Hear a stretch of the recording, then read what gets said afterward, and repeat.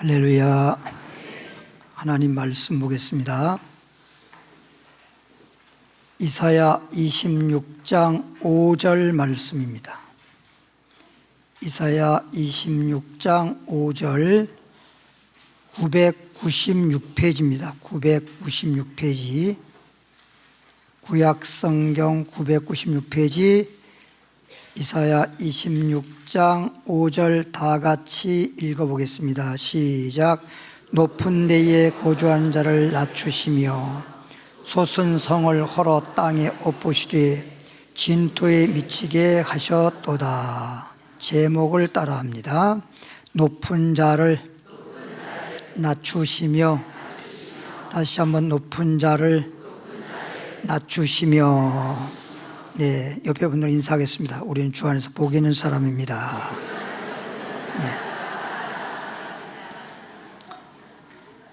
네. 높은 자를 낮추시며, 한마디로 말하면 교만한 자를 낮춘다는 얘기인데, 우리가 지금까지의 인생을 살아보면요, 남들이 나를 볼 때에는 대부분 높이 보는 분들이 많지 않아요. 그런데 자기 자신은 못났다고는 사람이 없더라고요. 한마디로 말하면 자기 잘난 맛에 산다고 다 잘났다 그러지, 나 못났어, 나는 바보야, 이런 사람 없어요. 얘기해 보면 다 나름대로 잘났더라고. 근데 우리 하나님은 우리들이 높아지는 것, 하나님은 높아지는 것 원치 않습니다. 높아지게 되면 망하는 일이 생겨요. 낮아지게 되면 낮아진 상태로 있는 게 아니라 낮아지고자 하는 자는 하나님 높여준다 그랬어요. 그래서 오늘 말씀을 통해서 내가 복 있는 사람, 축복받는 사람이 되자, 그런 의미에서 오늘 말씀을 시작하겠습니다. 잠언 29장 23절 말씀입니다. 잠언 29장 23절 944페이지입니다. 잠언입니다. 잠언 29장 23절 말씀 보니까 사람이 교만하면 그랬잖아요. 사람은 누구나 다 사람으로 태어났으니까 사람인데, 교만한 자가 되면 낮아지게 되겠고 그랬어요. 근데 제가 지금까지 목회하면서 이래 보면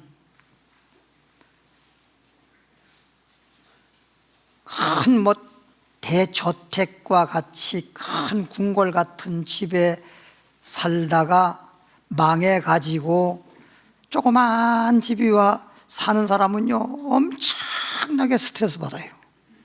울고불고 하면서, 내가 왜 이 꼴이야, 이 꼴이든 저 꼴이든 막 그러면서 너무 그냥 슬퍼하고 괴로워하고 그냥 완전히 난 망했다 하고 막 그러더라고요.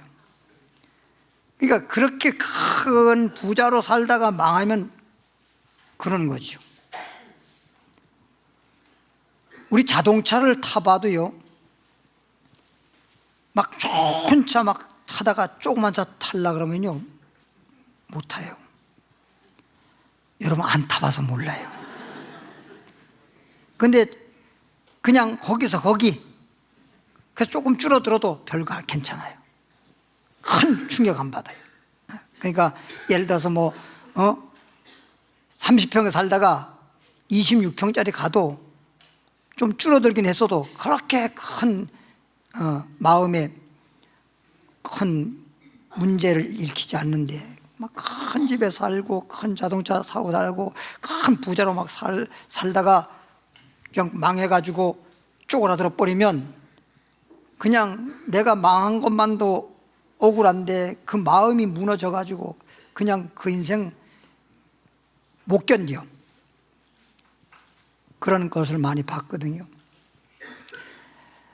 사람이 교만하면 낮아지겠고 마음이 겸손하면 그랬어요. 그러니까 여기서 마음이 교만하고 마음이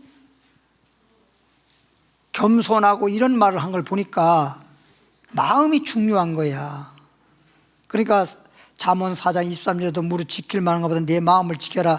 이에서 생명의 근원이 축복의 근원이 난다는 거잖아요. 그러니까 마음이 근본인데 이 마음이 교만해지면 낮아지겠고 마음이 겸손하면 영예를 얻으리라 그랬단 말이에요.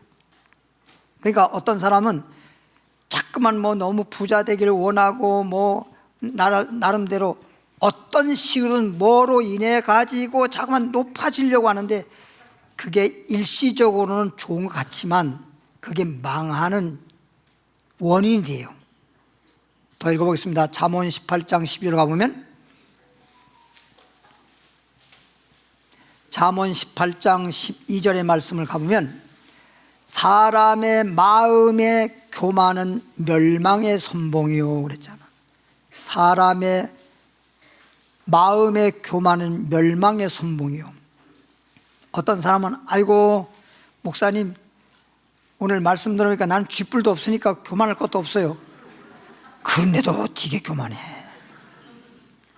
쥐뿔도 없는데 교만할 건덕지도 없는데 그런데도 자기는 잘났다고 그러거든. 못났다는 사람이 없어요. 얘기를 해보면 얼마나 주장이 강하고. 사람의 마음의 교만은 멸망의 선봉이요 겸손은 존귀의 길잡이니라. 그러니까 교만은 결과적으로 망하는 거야. 겸손은 영예를 얻게 되고 또 축복받을 수 있는데 이게 교만은 망하는 거야. 따라합시다. 겸손은 복이 있는 사람 되고 교만은 망한 자가 된다. 그래서 태초에 보면 하와가 선악과 따먹을 때 마귀가 선악과 따먹게 했잖아요. 그때 마귀에게 유혹되고 미혹되고 그래서 선악과 따먹을 때 보암직도 하고 먹음직도 하고 탐스기로 한지라. 그때 마귀가 뭐라고 한지 아세요? 너 이거 따먹어. 하나님처럼 된다. 엄청난 교만이잖아요. 아니 사람이 사람으로서의 우월한 자만 되더라도 대단한 건데 세상에 사람이 하나님 된다고 그렇게 막 올려놓는 거예요. 거기에서 그냥 가버리는 겁니다. 그러니까 마귀는 교만하게 만들고 성경을 통해 보면요 악 중에 가장 큰 죄악이 교만이에요. 근데 사람들은 그게 큰 죄악인 줄 몰라요. 자기도 모르게 그냥 교만해지는 거예요. 그러니까 태초부터 마귀는 어떻게 해서라도 우리를 교만하게 만들려고 하는데 왜? 마귀는 우리를 망하게 하려고 그러는 거예요. 근데 그걸 모르고 자꾸만 그냥 나도 모르게 교만하게 하려고 하는 거기에 좋아가지고 그냥 유말따나 막 칭찬하게 되면 고래도 춤춘다는 말이 있듯이 여러분 성경에 보면요 자랑하지 말라 그랬고요 너무 칭찬받는 거는요 정말 막 초신자는 몰라도 웬만하면 칭찬받는 게 너무 좋은 게 아닙니다. 그것은 일시적으로 내 마음을 조금 기쁘게 하려는지는 모르지만은 그것이 근본적으로 축복이 안 돼요. 예를 들어 사람들이 자꾸만 미워해서 그런지 아니면 왜 그런지는 잘 모르겠는데 남의 장점보다는 단점이라든지 약점이라든지 이런 흠집이라든지 이런 걸 자꾸만 들춰내서 말하는 사람이 있어요. 근데 그런 것은 말하는 사람은 아주 하나님 앞에 점수 못 따는 사람이고 듣는 사람은요 잘 소화시키면요 정말 100점 맞는 복 있는 사람 될 수 있어요. 그러니까 나쁜 소위 쓴 것이 약이 된다고 쓴 소리 같은 것들이 나쁘게 들으니까 참 나쁜 거지. 그걸 듣고 내가 과연 이랬나? 나는 사실 아무리 봐도 그렇지 않은데 그러나 그들의 눈에 볼 때 그들의 눈으로 볼 때 내가 그렇게 보였나? 그럼 그것도 그렇게 보이면 안 되지. 사실 내가 그렇지 않다 하더라도 그들이 그렇게 볼 정도였나? 그럼 그렇게 보면 안 되지. 모든 사람이 볼 때도 좀 좋게 보일 수 있는 그런 모습이지 하고 그 모습을 자꾸만 개선하고 바꿔나가면 나는 점점 좋아지는 거야. 그걸 왜 모르냔 말이야. 그러니까 사도 바울 같은 경우에 받은 계시가 너무 많아가지고 하나님이 자고하지 않도록, 소위 교만하지 않도록 하려고 그에게 사단의 가시를 준 거예요.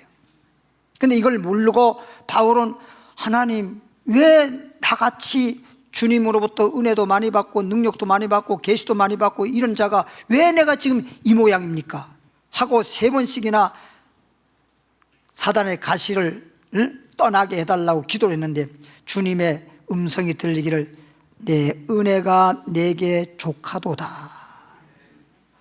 이해가 처음엔 안 갔어요. 바울도. 아니 지금 이런 지금 일이 있는데 이게 만족하다고요? 이게 주님의 은혜라고요? 아, 주님의 은혜가 지금 내 몸에 이런 문제가 생겼는데 이게 지금 은혜입니까? 라고 이해가 안 갔는데 주님이 말하기를 내가 약할 때에 그리스도의 능력이 머무느니라. 머문단 말이 있다는 거잖아요. 내가 약해질 때, 낮아질 때 겸손한 자에게 은혜를 베푸잖아요. 그때서 깨닫고 난 다음에 바울은 그때부터 그냥 내가 이렇게 낮아져야 되는데 그런 걸로 인해서 나도 모르게 교만해졌나 보다. 그리고 그 정도로 마음으로만 생각하고 그냥 겸손하게 살아도 되겠지만 사도 바울은 자기의 연약한 것들, 약한 것들을 자랑했다는 거잖아요. 가난하고 궁핍하고 곤란하고 사람들에게 능욕받은 것을 오히려 자랑했다는 거 아니에요. 왜? 약할 때 강함이니라. 이런 정도의 영적 경지에 들어가기가 쉽지 않습니다. 그러니까 주님이 주신 그 계시와 주님이 주신 능력과 주님이 주신 은혜와 주님이 주신 축복을 누릴 수 있도록 하기 위해서 그렇게 하는 거예요. 달래 그런 게 아니라. 여러분, 비가 와도 우묵 파인 곳에 물이 고이지 솟아난 곳에는 비가 와도 다 흘러내려가 버리고 말아요. 하나님의 축복이 딱 우묵 파인 것처럼 낮아진 곳에 주님의 은혜와 축복이 고이는 거예요. 할렐루야. 이건 낮아질 줄 알아야 돼요. 마태복음 8장 요게 처음 읽으면 뭔 소리 하는 거예요? 그런지 모르지만 끝까지 들어보세요. 마태복음 8장 5절부터 8절까지 읽어보겠습니다. 마태복음 8장 5절에 보면 예수께서 가버나움에 들어가시니 그랬어요. 어디에 들어가세요? 가버나움이라는 걸 기억하세요. 가버나움이라는 말은 지역 마을 이름이에요. 마을 이름. 예수께서 가버나움이라고 하는 마을에 들어가시니 한 백부장이 나와서, 백부장이란 말은 100명을 거리는 군대장이에요. 100명을 거리는 군대장이에요.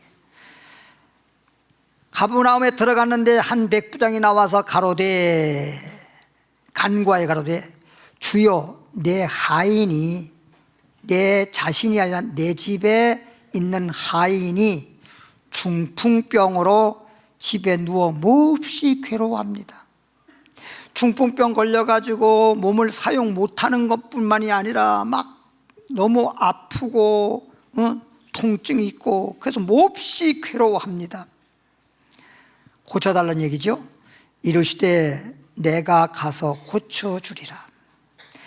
백부장이 이렇게 자기 하인의 중풍을 고쳐달라고 간절히 청하니 예수님 가라사대 내가 가서 고쳐주겠다. 백부장이 대답하여 이르되 주여, 내 집에 들어오심을 감당치 못하겠나이다. 요 말을 잘못 알아들으면 아유 목사님 그냥 기도해주세요. 우리 집 신방 오지 마세요. 어떤 분들은 그러더라고요. 신방 오는데 좀 신방하는 분들 많이 좀 모시고 오지 말라고. 전신값 너무 많이 나간다. 나한테 그런 쪽지가 왔어. 그거 좀 반드시 설교할 때 한번 말해 주려고. 그래서 한 2달 전에 왔는데 내가 기억하고 이 시간에 말하는 거예요. 그럴 수도 있어요. 형편에 따라 그럴 수도 있어요. 이해가 가요. 그러니까 그런 것도 막 줄레줄레 막 20명씩 데리고 가면 안 돼요. 대접하는데 어디 가서 짜장면 먹을 수도 없는 것이고, 좀 좋은 집에 가서 맛있는 거 좀 대접하려고 하다 보니까 한 사람당 요즘에 또 음식값도 많이 올라 있지 않습니까? 그런 20명, 30명 가면 먹는 사람은 좋을지 모르지만은 대접하는 사람은 대접하면서 끙끙 앓는데 그걸 누가 알아? 예? 그런 거 다 좀 감안을 해야 돼요. 감안을. 우리 집에 들어오신 걸 감당하지 못하겠다, 이 말은 뭐냐면은, 감히 주님이 어떤 분인데, 그 위대하신 우리 주님이 우리 집에, 때때로 제가 어떤 데 신방감, 어떤 경우 이렇게 말하는 분이 있어요. 아이고 목사님, 이렇게 누추한 우리 집에 오셨어요. 그러잖아요. 우리 집에 오늘 감당하지 못했단 말은 자기가 그만큼 낮아진 상태를 지금 말하는 겁니다. 다만 말씀으로만 하옵소서. 말씀이 중요하지. 주님이 뭐 오셔도 좋지만은 그냥 말씀을 통해서 역사하시는 것이 하나님의 축복인데, 말씀하옵소서. 그러면 내 하인이 낫게 싸움나이다. 8장 13절로부터 16절로 이제 가보겠습니다.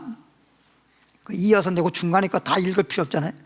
예수께서 백부장 이르시되 우리 집에 들어오면 감당하지 못합니다. 말씀으로만 하옵소서. 그러면 우리 하인 낫겠습니다 라고 그렇게 입으로 시인하고 그렇게 믿음으로 고백을 하고 나니까 예수께서 백부장 이르시되 가라, 내 믿음대로 될지어다 하시니 즉시 그 하인이 뭐했더라? 나았더라. 그러면 지금 가버나움입니다. 가버나움의 백부장의 집에 중풍병자가 지금 고침받았습니다. 8장 14절로 가볼까요? 예수께서 베드로의 집에 들어가서 가버나움이라고 한 마을에 베드로의 장모님을 모셨어요. 자기 집에. 그의 장모가, 그럼 잘 봐요, 가버나움이라는 마을은 갈릴리 지역에 벳세다라는 마을도 있고 가버나움이라는 마을이 있어요. 예컨대 도봉구 내에 도봉동도 있고 방학동도 있어요. 말하자면 그런 뜻이에요. 베드로가 갈릴리 사람이잖아. 근데 갈릴리의 가버나움이 베드로 사는 마을이야. 근데 거기 장모님을 모시고 살았는데 장모가 열병으로 앓아 누운 걸 보시고 그의 손을 만지시니, 예수님이 들어가서 그 베드로 장모의 손을 딱 만지시니, 그냥 만졌단 말은 손 만지고 싶어 만진 게 아니잖아요. 우리 주님은 항상 기도하시느라 그런 거지. 예. 만지시니, 그의 손을 만지시니 열병이 뭐하고 막 펄펄 끓는 막 열이 올랐던 것이 막 그냥 즉시 떠나버리고 나아서 여인이 일어나서 예수께 수종들더라. 그래서 지금 가버나움에 들어가서 어떤 일이 벌어졌느냐? 중풍병자가 나았고 베드로의 장모 열병이 나았고, 여기까지 왔어요. 16절. 저물매 사람들이 귀신 들린 자를 많이 데리고 왔네. 또 이제는 뭐 중풍병자, 뭐 열병, 정신적인 병자를 또 데려온 거예요. 그래서 날이 막 저물 때까지 있었는데 그 많은 병자들을 많이 고쳤겠지만 귀신 들린 자를 많이 데리고 와서 예수께 오거늘 예수께서 말씀으로, 뭘로? 말씀으로 귀신들을 쫓아내시고 병든 자를 다 모였다. 그러니까 귀신 자도 많이 데려오고 병자들도 많이 데려왔는데 귀신 들린 자든지 병든 자든지 다 고쳤다는 거예요. 다 고쳤다는 거예요. 어디에서? 가버나움에. 가버나움에서 그런 일이 벌어졌단 말이야. 엄청난 일이 벌어졌어요. 봐요. 마태복음 11장 20절을 가보겠습니다. 마태복음 11장 20절에 가서 23절까지 보니까 예수께서, 11장 20절이죠, 예수께서 권능을, 주님의 그 권능, 능력, 예수께서 권능을 가장 많이 행하신 고을들이 말은 예수님이 능력을 가장 많이 행한 마을, 고을, 마을. 그렇게 능력을 많이 행했는데 회개하지 아니함으로 그때에 책망하시되. 가장 권능을 많이 행했다니까요. 주님이 가는 곳마다 정말 우리가 사람들이 상상할 수 없는 기적, 능력, 엄청난 능력을 많이 행하셨는데 가장 하나님이 예수님의 하나님의 그 능력을 많이 행했던 마을이 벳세다 또는 가버나움이라고요. 화 있을진저. 그러니까 주님의 능력을 통해서 병 고침 받고 기적이 일어나고 이런 것도 좋지만 그런 걸 통해서 회개를 해야 된다는 거예요. 왜 이렇게 주님의 능력을 많이 행하고 기적을 체험했는데 왜 회개를 안 하냐 이거예요. 여러분, 회개는요, 회개함으로써 죄사함 받고 구원받는 거고 생명 얻는 거예요. 회개 없이 되는 법이 없거든요. 여러분들이 잘 알겠지만 욥기서를 보면 욥기서는 1장부터 42장까지 있어요. 근데 욥이 망했잖아요. 그러다가 42장에 가서 23장에 가보면 나의 가는 길을 주님이 아시나니 나를 달리는 위에 정금같이 나오게 하리라. 진짜 믿음의 말 이런 걸 막 시인하고 불평도 안 하고 그래 썼는데도 해결이 안 돼요. 근데 42장에 가가지고 6절 7절에 보니까 욥이라는 사람이 재 가운데 이 말은 기와 집이 화재가 나서 잿더미가 된 거기에 앉아가지고 회개했다는 말이 나와요. 회개를 하면서 10절에 가서 갑절이 복을 받는 거예요. 단 데는 42장에서 회개가 안 나와요. 마지막 장에 가서 회개했다는 말이 나와요. 이게 회개를 해야 그 역사가 나타난다니까. 영적인 생명을 얻는 거든지 아니면 무엇을 하든지 하나님의 축복과 은혜는 회개할 때 우리에게 은혜를 주시는 거예요. 할렐루야. 이걸 잘 하셔야 돼요. 그래서 우리가 잘 알다시피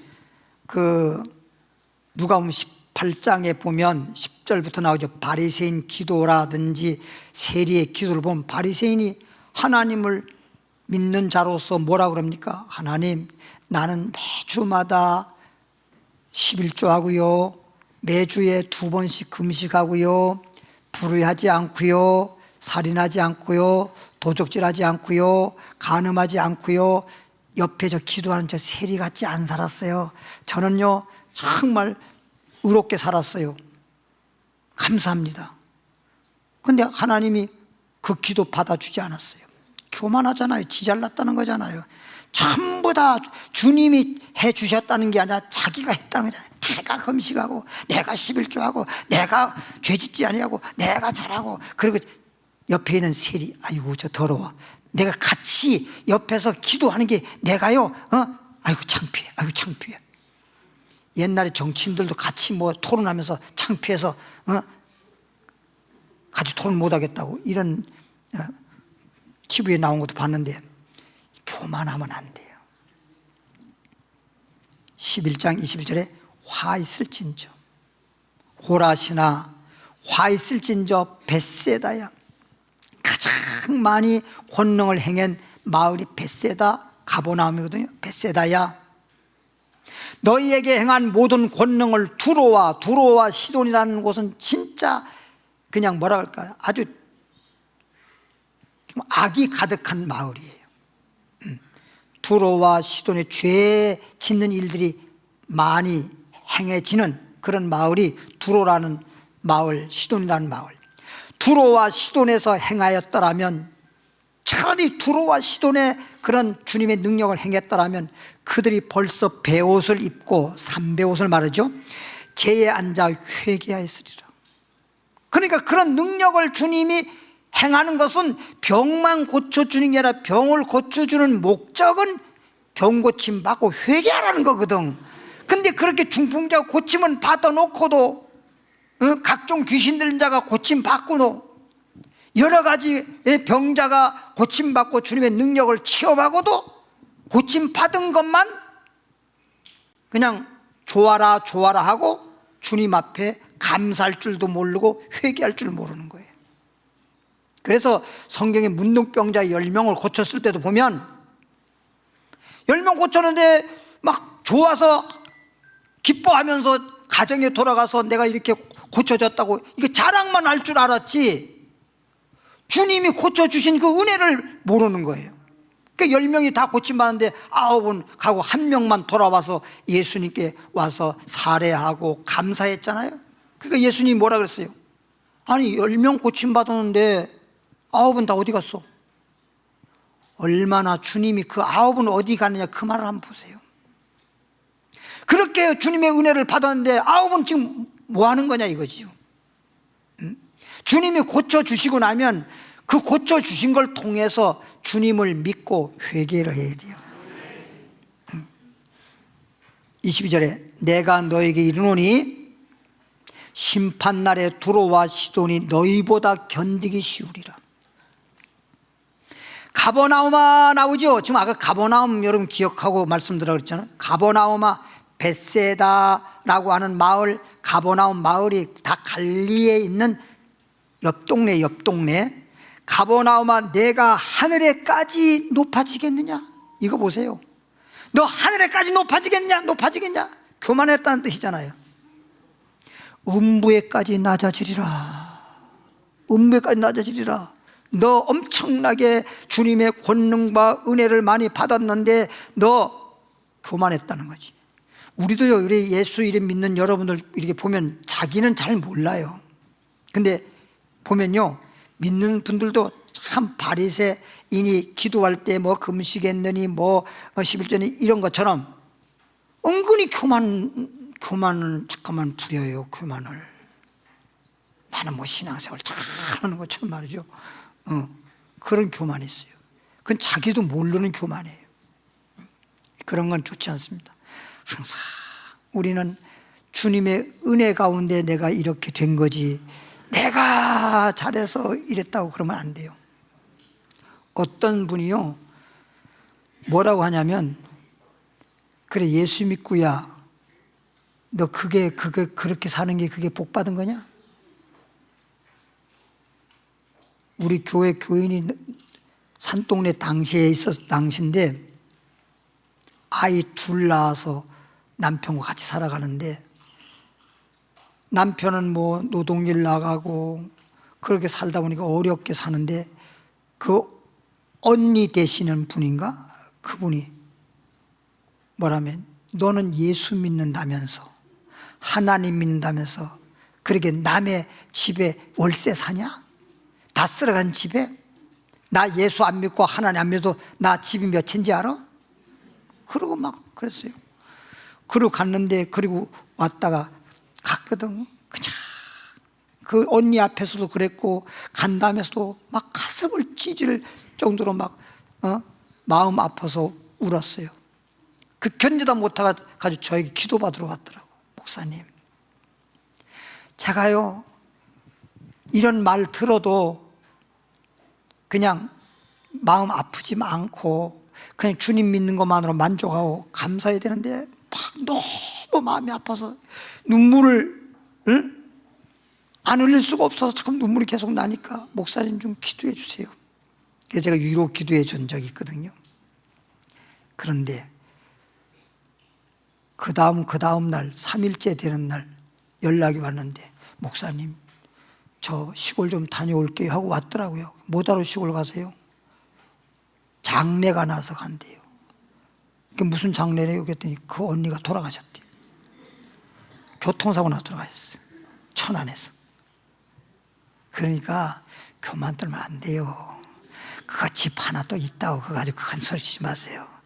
여러분 집이 큰 집에 살아도요 잠자리 침대 똑같아요. 큰 집에 산다고 굴러가면 자요. 가만히 자는 게 낫지.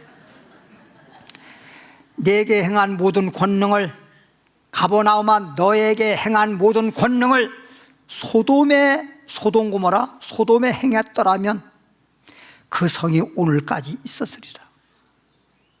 차라리 그렇게 해서 소돔이 회개하고 낮아지고 겸손해서 주님이 은혜 베풀므로 오히려 심판 안 하고 소돔이라는 그 나라가 그대로 존재했을 텐데 주님이 그냥 불심판 내려버렸잖아요. 계속 교만하면 안 돼요. 이렇게 주님의 능력과 은혜를 많이 받아놓고 교만 떨면 안 된단 말이에요. 이유를 불만하고 어떻게 무엇이 원인이 되고 뭐 때문에 교만했든지 교만하면 안 돼요. 너무 교만하면 안 돼요. 나는요 시골에서 우리 집에서 벌을 기르진 않았어요.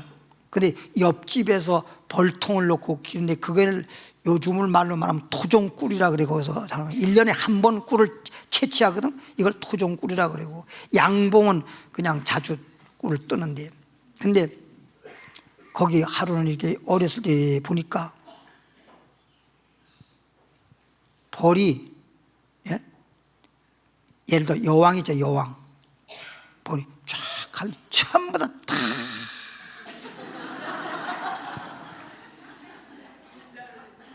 벌들도 그렇게 해요.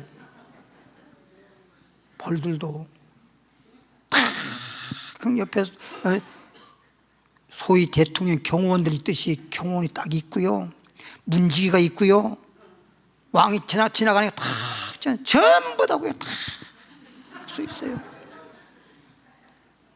짐승들도 그러는데 진짜 사람들이 그걸 몰라요. 너무 교만해요. 그러니까 하나님은 가장 선봉이 뭐예요? 첫 번째 멸망할 때 첫 번째가 뭐냐? 교만이에요. 교만한 자가 제일 먼저 심판받는 거예요. 마태복음 18장 1절 4절 가보겠습니다. 마태복음 18장 1절에서 4절. 은혜를 받으면 받을수록 더 겸손해지는 거예요. 겸손해지는 거예요. 그래서 누가 어쩌고 저쩌고, 우리 사람이 이런 게 있잖아요. 흉보거나 아니면 헐뜯거나 또 그것도 뭐 조금이라도 있는 걸 보태서가 아니라 전혀 꿈에도 없는 얘기를 지어내서 말해서 그러거나 그러더라도 그냥 한 귀로 듣고 한 귀로 흘려버리세요. 그거 가지고 억울하다고 그럴 수가 있어 해가지고 막 하면요, 그 복 받을 수 있는 기회가 왔는데 왜 그럴 때 그런 걸 하나님 보시거든. 하나님이 허락한 이유, 하나님이 허락하지 않으면 어떤지 일이 있을 수가 없는데 주님이 그런 것도 허락하는 이유가 뭐냐? 그럴 때에 우리를 보는 거야. 겸손한가? 아이고 그거 못 참아가지고 또 저 교만 떠네. 그거 보려고 그러는 거예요. 그리고 축복해 주려고 그런 일이 다가오는 건데 그걸 모르고 세상에 이럴 수가 있어요. 그러지 마세요. 구약의 요셉이라는 사람 보세요. 보디발 장군 부인을 통해서 억울하게 누명 썼잖아요. 그죠? 그런데도 보디발 장군이 와가지고 야, 너 왜 그렇게 했냐?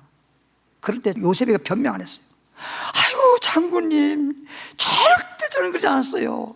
장군님의 아내 되시는 분이 들어와서 들어갔더니 날 사랑한다고 막 껴안아가지고요, 내가 그냥 바깥으로 도망 나왔는데 그 막 옷을 잡아가지고 지금 옷 벗김을 당했는데 그걸 가지고 날 보고 강탈하려고 들어왔다고 그러고 나 뒤집어 씌우지 마세요. 이런 말 안 했어요. 그냥 자기가 진짜 그 부인이 말한 그대로 진짜 죄를 그냥 뒤집어 썼어요. 죄 증걸로. 그 감옥에 들어갔잖아요. 감옥에 들어가서 바로 왕의 신하를 만나게 되고 그로 인해서 연결돼서 바로 왕의 꿈을 해석해서 총리되는 거잖아요. 그게 과정이에요, 과정. 주님이 다 아세요. 뭘 자꾸만 사람 앞에 변명해요. 뭐가 어쩌고 저쩌고 그럼 변명할 거 없잖아요. 저도 수없이 막 꿈에도 없는 얘기 막 만들어가지고 별소리 한 거 다 들었어요. 제가 그렇게 변명하지 않잖아요. 아무것도 안 해 나는. 그냥 하나님 다 아시니까 그냥 할 말 하면 되는 거예요. 그래서 때로는 마음 아픈 건 뭐가 마음 아파요? 나는 괜찮은데 그런 헛소리를 듣고 또 성도들 중에서 믿음이 좀 그간 사람들은 그것 때문에 또 교회 나오다가 뭐 어쩌고 안 나온다든지 뭐 믿음이 언제 흔든다든지 이러면 그게 마음이 아픈 거지. 내 자신은 괜찮은데 그래도 다 주님이 다 아셔요. 할렐루야. 다 들어라. 들으리라. 그냥 들어. 들어주는 거예요. 들어주는 거예요. 1절부터 4절까지 그때의 제자들이 예수께 나와 이르되 천국에서는 예수님이 12제자도 늘 서로 만나면 지 잘났다고 도토리 키재기하고 있어요. 그때 제자들이 예수께 나와서 이르되 천국에서는 누가 큽니까? 누가 큽니까? 심지어는 야고보와 요한이 또는 그 엄마까지 예수님께 와가지고 뭐라고 했습니까? 주님이 유대 나라의 왕 되면 우리를 하나는 좌정승 하나는 우정승 되게 해달라 했잖아요. 그럼 그들만 그렇게 한 게 아니라 그 야고보와 요한이 엄마가 남들 몰래 예수님께 와가지고 사바 당신 왕 되면 우리 아들 알죠? 높여주세요.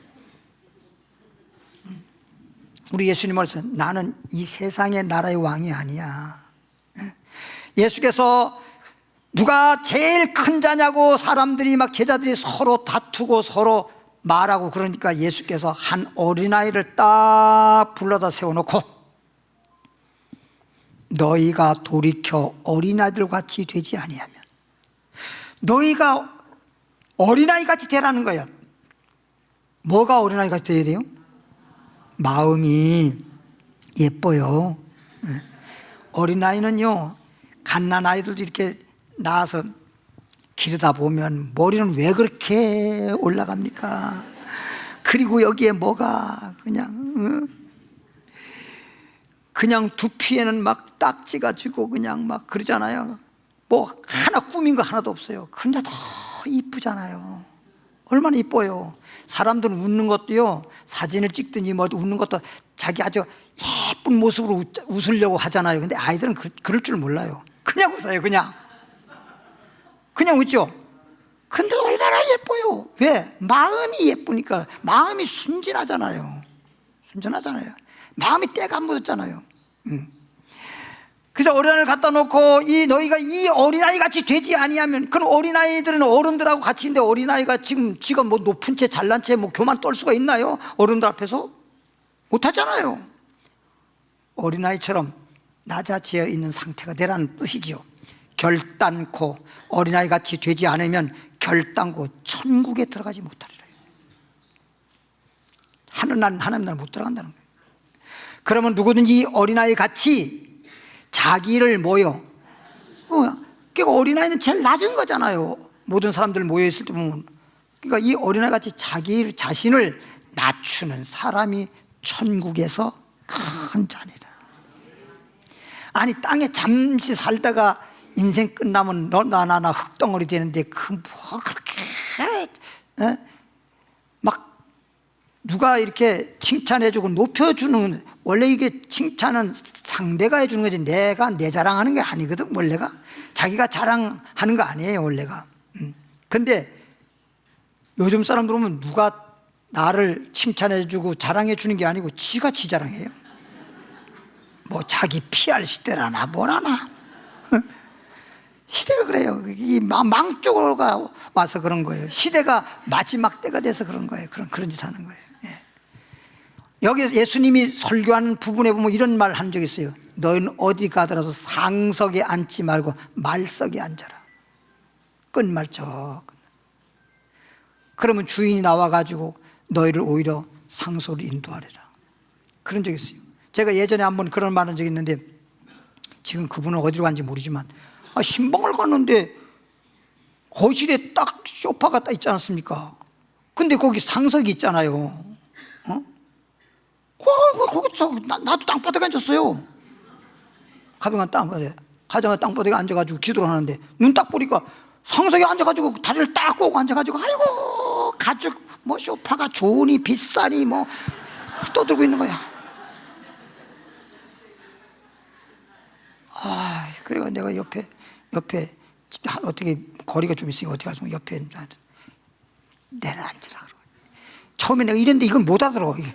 목사님 왜 저러나, 그는 몸이 안 좋아서 떨리나, 이래도 이게 못 알아듣고 참 오거든. 그래서 이 여자한테 얘기해가지고 내려앉으라고.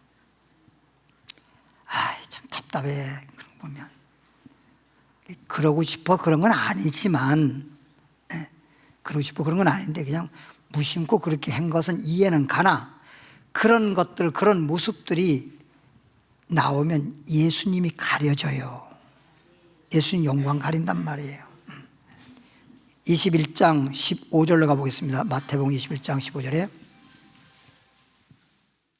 대제사장들과 서기관들이 예수께 하시는 이상한 일과 그 대제사장들, 서기관들, 말하자면 바리새파 사람들이 예수님이 성전에 들어오셨을 때 예수님 하시는 것이 그 사람들이 볼 때는 이상한 일로 보이는 거야.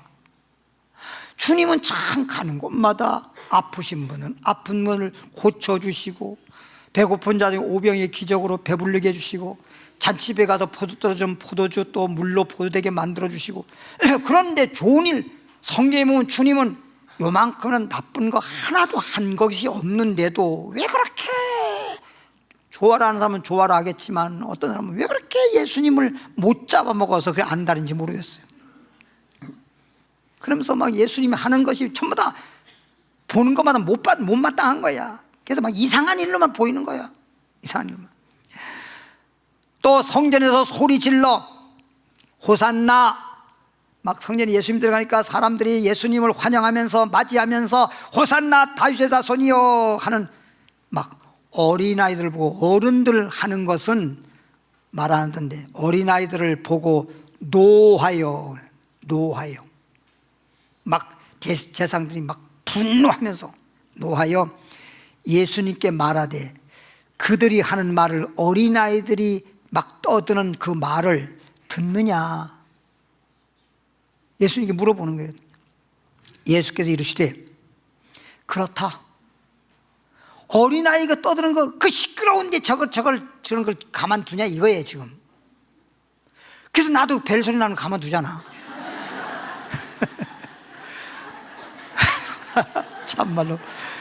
그렇다. 어린아기와 젖먹이의 입에서 나오는 찬미를 온전케 하셨나이다.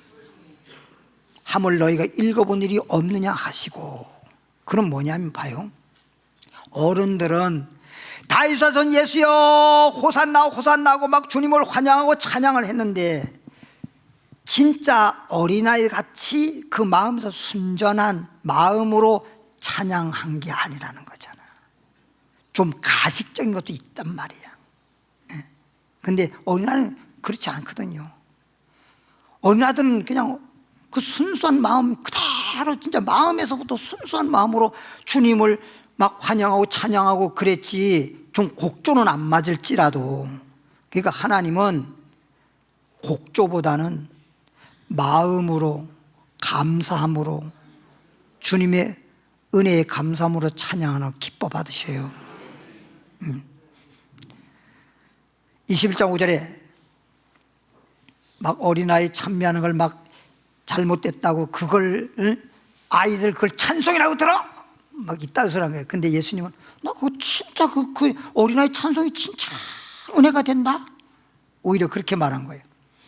5절에 보니까 시온의 딸에게 이르기를 내 왕이 내게 임하나니 그는 겸손하여, 이 예수님에 대해서 말하는 건데, 겸손하여 나귀 곧 멍에 매는 짐승의 새끼를 탔다 하라 하였노라. 그럼 예수님 당시에 그 나귀 타고 성전에 들어갈 때 나귀를 고개 넘어가면 첫 번째 집에 마당에 나귀가 매여 있는 걸 보고들랑 끌고 오너라, 풀어 끌고 오너라. 그래서 풀어 끌고 왔잖아요. 그럼 나귀 어미도 있고 새끼도 있는데, 예수님은 정말 100마리를 타고도 남을 뿐이지만은 어미 타는 것도 아니고 새끼를 타고 성전에 들어갔다니까. 오히려 그 왜 그러냐, 지금 보니까 뭐해서? 겸손해서. 주님이 겸손해서 그랬다는 거잖아요. 겸손해서. 따라합시다. 예수님이 겸손하셔서 나귀, 어린 나귀 탔다. 그 옆에 큰 나귀도 있는데도 큰 나귀 안 타고 어린 나귀를 타고 성전에 들어갔다는 거잖아요. 이런 것들을 다 우리에게 본이 되고 우리에게 교훈하는 거예요. 그러니까 매사에 우리는 겸손해야 돼. 나만 잘 산다고 해서, 나만 그냥 좋은 옷 입고 좋은 구두 신고, 그리고 막 사람들 그래서 신방 갈 때도 그 집 신방 받는 집과 좀 비슷하게 하고 가라고.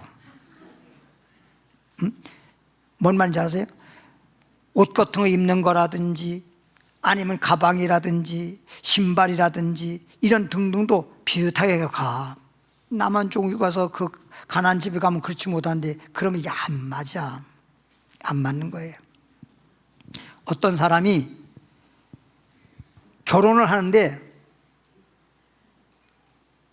자기는 별 볼 일이 없는데 왜 그렇게 눈이 높은가 몰라.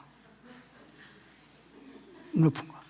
근데 어쨌든 간에 어떤 식으로 했든 간에 결혼했긴 했어. 결혼까지는 성공했어요. 살다가 보니까 문제가 생겼네. 문제가 생겼다 그러면 거기서는 우리 한국말로 말하면 거시기 했어. 거시기라면 다 알아듣잖아. 그래서 아내가 남편한테 그랬어. 당신 왜 이랬냐? 나하고 안 살 거냐? 그때 남편이 결혼사진, 가족사진 딱 펴놓고 한번 봐라. 너 한번 봐봐. 너하고 나하고 잽이 되냐? 그러더라잖아요. 집신하고 구두하고 같이 이렇게 해서 신고 다닐 수 있겠냐? 구두는 구두끼리가 돼야 되고 집신이 짝이 맞아야 되지. 그래서 그때 가슴을 쳤다는 거 아니야. 나는 처음에 잘난 남자 만나서 결혼 잘했다고 했는데 이게 잘한 것이 아니로구나. 친구들한테 가서도 나 진짜 우리 남편 얼마나 멋진 사람이야. 인물 좋고 키도 크고. 그 키 커봐야 옛날에 뭐라 하는지 아십니까? 옛날 사람들 어르신들이 그랬어요. 키 큰 사람 치고 싱거운 사람이라고. 난 싱거운 사람 안 되려고 그렇게 자그만하게 태어났잖아. 그러니까 이게 맞는 게 괜히 쓸데없이 눈이 높아가지고 막 그냥 나보다 막 잘생기고 막 그러니까 그냥 그런 분을 남편을 얻었으니까 난 결혼 잘했다. 그게 잘한 게 아니야. 맞아야 돼. 끼리끼리라는 게 있잖아. 그렇죠? 그러니까 보세요. 나는 요즘에 보면 진짜 뭐 어떨 때는 그 뭐 세월이 그런 거니까 뭐 그거 남의 거 관여할 필요가 없으니까 그냥 그렇다 하고 살아가는 거지만 요즘에는 막 다문화 시대가 됐잖아요. 그죠? 처음에는 말이 전철에서 막 노랑머리 막 있고 막 분홍 색깔 있고 막 회색깔도 있고 막 그럴 때 보면 막 속에서 막 올라올라 그랬어. 응?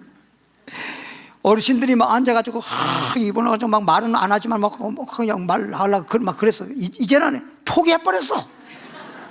어르신들 다 포기해버렸어. 그냥 내가 안 보면 그만이지.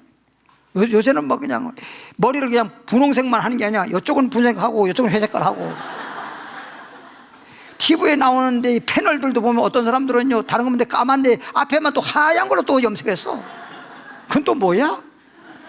하던 별을 달고. 어떤 사람은 또 노젓가리처럼 머리를 다 쓸어 올려가 다 노젓가리 해서 뿌려가지고 하는 사람 나왔어. 막 50대 60대 된 사람이 나는 그런 배짱이 없어. 배짱 좋더라 진짜. 그만하고 넘어갑시다. 마태복음 11장 29절로. 마태복음 11장 29절로. 그래서 맞춰야 돼. 서로 맞아야 돼요. 마태복음 11장 29절에 보니까 나는 예수님 말하기를 나는 마음이 온유하고 겸손하니. 예수님이 자꾸만 이런 말을 하는 것은 예수님 자신을 자랑하려고 말하는 게 아니라 그리스도를 본받으라고 하는 거예요. 본받으라고. 나는 마음이 온유하고 겸손해 나의 멍에를 메고 내게 배워라. 겸손함을 배워라. 그리하면 너의 마음이 쉼을 얻으리라. 마음이 겸손해야 마음에 안식이 있고 쉼이 있는데, 그러니까 여러분이 마음이 내가 뭔가를 교만해지려고 하는데 그게 내 뜻대로 안 되잖아. 그러니까 마음이 복잡한 거예요. 마음이 괴로운 거예요. 바울처럼. 그랬다가 바울이 나중에 연약한 걸 알고 난다면 그때부터는 마음이 괴로운 게 아니라 평안해지면서 오히려 그런 것들을 오히려 자랑스럽게 생각한 거예요. 약한 것들을. 빌립보 2장 5절에 너희 안에 이 마음을 품어라. 곧 그리스도 예수의 마음이니 예수님 마음은 온유해. 한마디로만 따뜻해. 이 화라든지 뭐 이렇게 성낸다든지 뭐 짜증낸다든지 이런 거 있잖아요. 이것이 마음이 차서 그런 거예요. 몸도 차거나 마음이 차면 짜증을 잘 내요. 근데 세상에서 그러잖아요. 짜증을 내어서 무엇하나. 그 짜증내서 뭐예요? 성화를 내어서 무엇하나. 얼씨구나 좋다. 지화자 누군지 모르지만 지화자 좋. 세상에서도요 짜증내거나 성화내봐야 아무 그 쓸데기 없는 거예요. 그 내면 화를 내면요 자기한테 화가 다가와요. 근데 그게 내가 이해는 간다니까. 얼마나 마음이 그러면 그럴까. 몸이 아프니까 자꾸만 나도 모르게 아프다는 소리도 나오는 거지요. 안 아프면 아픈 소리 안 나오겠지요. 마음이 상태가 그러니까 괴롭다 못해서 자꾸만 나도 모르게 짜증이라는 거라든지 그런 뭐 성화라든지 이게 나오겠지요. 그렇지만 그게 가면 갈수록에 병 들었으면 병을 고쳐야지. 그냥 내버려두면 점점 병이 심해지면 죽듯이 자꾸만 그런 것들을 고쳐서 이제는 마음의 짜증도 없어지게 되고 평안이 있어지고 마음도 따뜻해지게 되고 마음도 온유해지게 되고 겸손해지고 이러면은 내복 받는 거거든. 그래서 말씀을 통해 자꾸만 치유를 받아야 돼요. 하나님 말씀은 살아 온유해 있고 또는 날성건 가서 찔러 쪼개서 잘라버려서 말씀을 통해서 다 잘라버리고 수술을 받고 그래서 정말 예수님 마음으로만 내 마음속에 가득 채울 수 있어야 돼요. 그래서 말씀 듣는 거예요. 이 시간에 뭐 말씀을 여러분들이 그냥 귀로만 듣고 그냥 가버리고 뭐하러 말씀 듣는 거예요? 약을 먹는 게 무슨 뭐 배부르라고 먹는 거 아니잖아요. 치료받으려고 약 먹는 것처럼 말씀을 들었으면 내 영혼이 잘 되려고 하나님 말씀 듣는 거 아니에요? 그럼 내 영혼이 잘 되고 내 마음속에 믿음이 생기고 기쁨이 생기고 내 영혼이 평안하고 잘 되게 하기 위해서 말씀 듣는 것인데 그 말씀을 갖다가 그냥 무슨 듣기 위해서 그냥 듣고 그냥 말아버리고 그렇구나. 그럼 뭐하러 듣는 거예요? 2장 6절에 그는 예수님은 근본 하나님의 본체란 말이야. 우리가 삼위일체 말씀을 들어보면 예수님이 하나님의 삼위일체야. 하나님의 본체라고요. 예수님이. 그럼에도 불구하고 하나님과 동등됨을 취할 것을 여기지 않고 동등하지만은 동등됨으로 여기지 않고 자기를 낮춰서 이 땅에 사람의 모양으로 종의 모양으로 오셨잖아요. 하나님 동등됨을 취할 것을 여기지 아니하시고 오히려 자기를 비워 종의 형체를 가지사 사람들 중에서도 아주 소위 말하면 하인 같은 그런 존재로 자기를 종의 형체를 가지사 사람들과 같이 되셨고 사람의 모양으로 나타나사 자기를 뭐하시고 낮췄잖아요. 죽기까지 복종하셨으니. 근데 낮아지다 완전히 십자가에 못 박아 죽는데 그냥 죽는 게 아니라 마치 죄인도 아니지만 죄인같이. 그래서 예수님을 죄패에다가 유대의 왕이라는 죄목을 적어서 십자가에 못 박아 죽었잖아요. 죽기까지 복종하셨으니 곧 십자가에 죽으심이라. 우리도 그냥 나는 죄인입니다. 세리 기도가 나는 죄인입니다. 그리고 십자가에 죽을 정도로 내가 잠깐 살아있는 게 문제라니까. 내가 살았다라고 잠깐만 내 살았다는 말은 다른 게 아니라 내가 무슨 뭐 70을 살았느니 뭐 80을 살았느니 이런 연조 이런 삶을 말하는 게 아니라 내 육체에 쓸데기 없는 것들이 살아있으면 안 돼요. 내 자아가 살아있으면 안 돼요. 내 자아는 죽여야 되는 거예요. 그러니까 바울은 그걸 깨달았기 때문에 나는 날마다 죽노라 그랬잖아요. 나는 날마다 죽노라. 그게 왜 그러냐? 오늘 막 내 속에 세상적이요 정욕적이요 그리고 막 마귀적이요 이런 것들이 막 여기서 살아나는 걸 막 죽였는데 자고 나면 또 올라오네. 그러니까 날마다 죽여야 돼. 밭에 가서 김 매느라고 불 뽑았다고 해서 그 다음에 가면 없나요? 또 생기잖아. 그럼 또 뽑아야 되는 거지. 한 번 뽑았다고 없어지는 게 아니잖아요. 그런 것처럼 나는 날마다 죽노라. 근데 그런 걸 내가 그냥 죽인다고 죽여지는 게 아닙니다. 따라합시다. 하나님의 말씀으로, 성령 충만으로, 주님의 은혜로. 그런 은혜 받으면 그렇게 겸손해져요. 처음에 어떤 분이, 한 분이 예전에 왔는데, 저에게 뭐 상담식으로 왔는데 그냥 목이 그냥 기부스랬더라고요. 목 디스크가 걸린 게 아니고 힘을 줘가지고 딱 와서 약간 뺐다 그냥 앉아가. 내가요 이래봬도 누가 뭐라 그랬어? 자기 이래봬도 뭐하고 하면서 막 그런 얘기를 해요. 그러시냐고. 훌륭하신 분이 우리 교회 오셔서 영광입니다. 제가 그랬어요. 그랬더니 목사님 내가 이런 분이라고. 그래. 근데 겉으로 보기에 외모가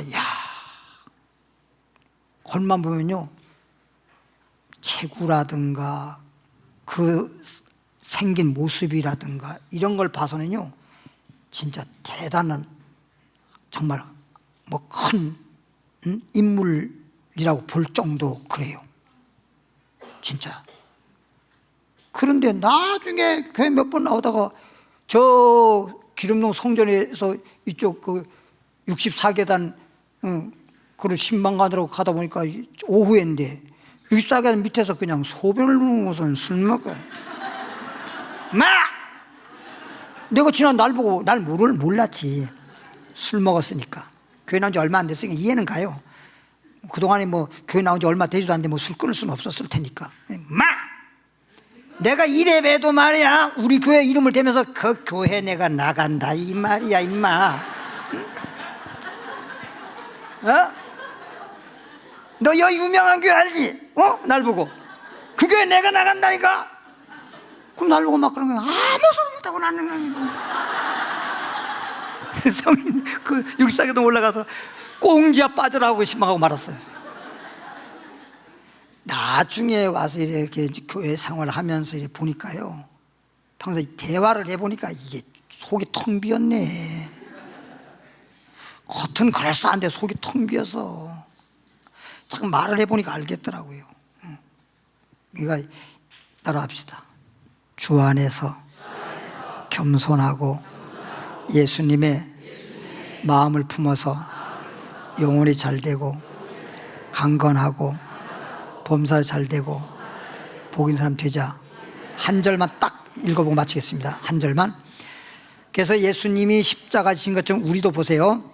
갈라디아서 2장 20절인데 요거만 읽고 마치겠습니다. 갈라디아서 2장 20절 보니까 내가 그리스도와 함께 십자가에 못 박혔나니 봐. 우리는 날마다 죽노란 말은 십자가에 예수님 못 박힐 때 나도 이 십자가에 못 박혔다라고 그렇게 십자가의 은혜 아래 살아야 돼요.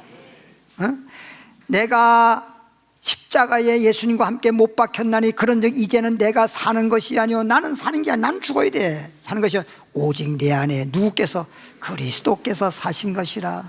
예수 죽음 내 죽음, 예수 부활 내 부활이 되는 거지. 이제 예수 믿고 난 다음에는 나는 죽고 예수님이 살았으니까 이제 내가 육체 가운데 사는 것은 내가 육신이 있어서 지금 살고 육체 가운데 말은 내가 사람으로서 지금 이 땅에 사는 날 동안에 육체 가운데 사는 것은 나를 사랑하사 나를 위하여 자기 자신을 버리신 하나님의 아들을 믿는 믿음 안에서 사는 것이다. 이제는 믿음 안에서 살아야 돼. 믿음 안에서. 따라합시다. 믿음으로 살자. 자꾸만 믿음으로 살아가야 되는데 말씀 듣고 믿음으로 살지 않고 자꾸만 또 세상에 나가면 믿음은 어디로 가버리고 또 내 생각대로 내 방법대로 여기서 육신적으로 또 거들먹거리고 쓸데없는 생각. 그래서 주님이 이런 것 저런 거 큰 소리 교만하지 않게 하려고 잠깐 약하게 만드는 거야. 알고 보면 그게 축복받게 하려고 그러는 거란 말이야. 뭔 말인지 알죠? 그러니 뭐 교만해질 건덕지가 있어요. 교만을 하지.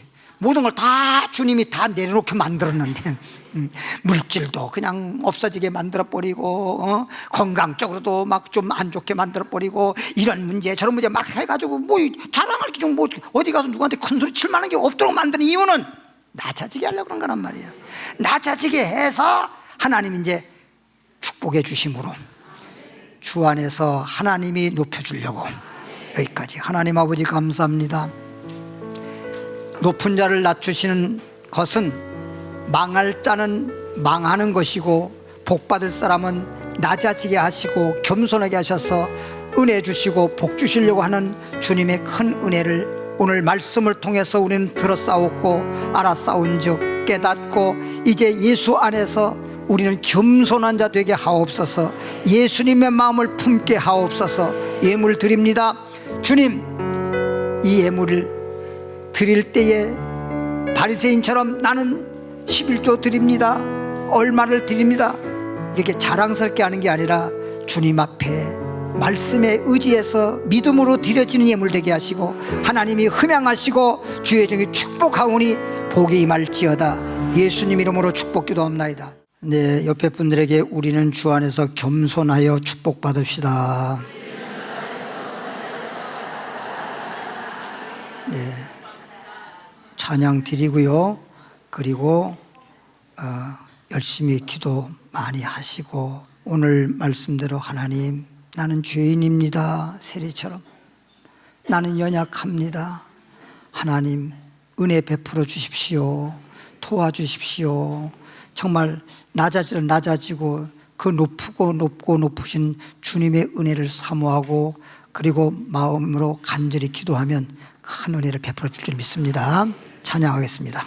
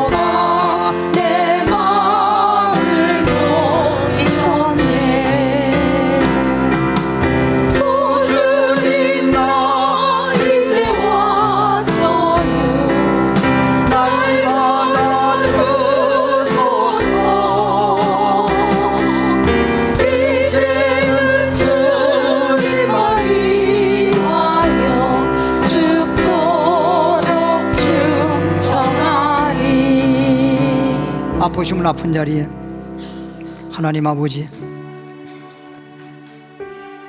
오늘 주님의 말씀에 따라서 믿음으로 병든 자는 손을 얹고 기도받습니다.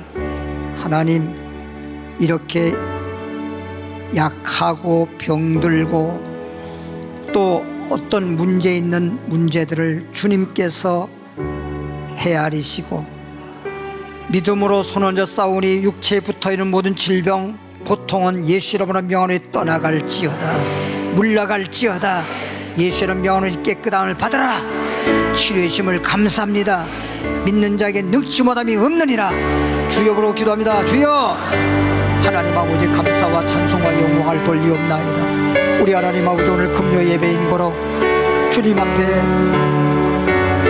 나는 죄인입니다 회개하면서 주님 앞에 기도하고, 또 연약한 부분들을 하나님 도와달라고 기도하고, 주님 앞에 눈물로 기도했던 히스기야 왕처럼, 한나처럼 하나님 앞에 간절히 기도할 때 우리 하나님은 우리의 기도를 들어주십니다.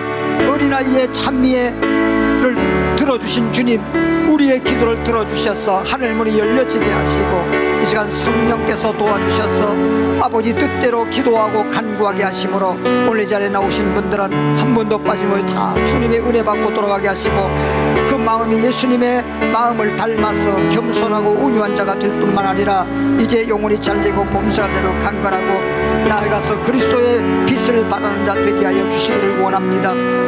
하나님 아버지, 우리는 어떤 경우에도 나도 모르는 사이에 마귀가 자꾸만 우리를 올려놓고 교만하게 만들려고 하는데, 우리는 절대 교만하지 말고 예수님만 바라보고 예수님이 은혜 아래 있으므로 겸손한 자가 되고 천대까지 은혜 베푸시는 주님의 은혜 안에서 살게 하여 주실 줄로 믿습니다.